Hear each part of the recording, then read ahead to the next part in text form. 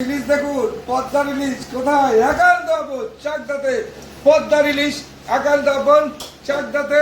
দেখতে থাকুন কি আছে, পিওর পদ্মা গঙ্গার পদ্মার ইলিশ একান্ত আপন চাকদা। 1 কেজি 100 গ্রাম।